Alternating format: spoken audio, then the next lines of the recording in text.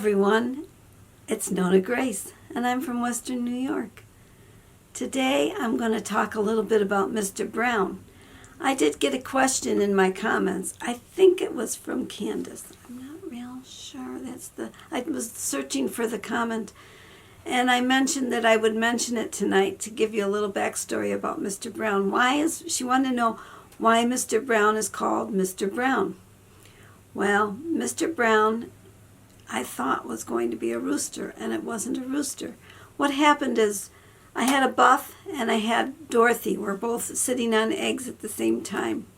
Dorothy's eggs hatched out first, and the Buff gave up. And by the time she gave up, she had one egg left. And that one egg had like 1 week more to go. Not even a week. I don't think so either. And I thought, oh, that poor little egg, it's so close, but yet so far. If it's a viable egg, it really deserves to be hatched out. So I brought the little egg in the house, and I have a pretend incubator, well, a homemade incubator. It's not a bought one.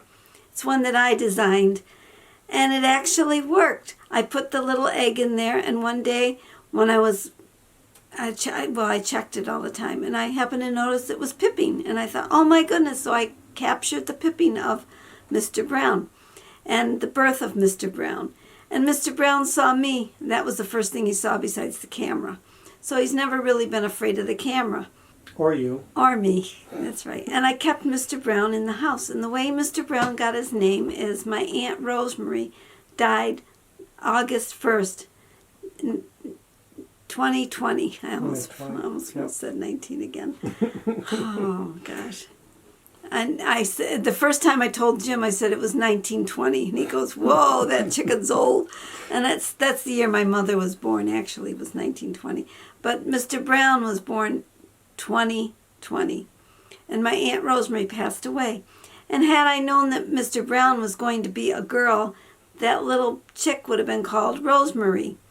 But because I thought it was a boy, I decided I would use her last name, and her last name was Brown. So we called the little chick Mr. Brown. Well, one day Mr. Brown laid an egg. And so now I know Mr. Brown is not a mister, it's a hen. But it's good for conversations a lot of times, because have you ever heard the joke about the rooster that sat on the roof, and they asked you if the rooster laid the egg, which way would the egg roll? Well, a lot of people would say left, a lot of people say right, and then you kind of chuckle and you say, well, roosters don't lay eggs, but Mr. Brown does. Yep. So it's whichever way his behind is pointing. Yeah. I had Mr. Brown in the house for all that spring and summer and winter.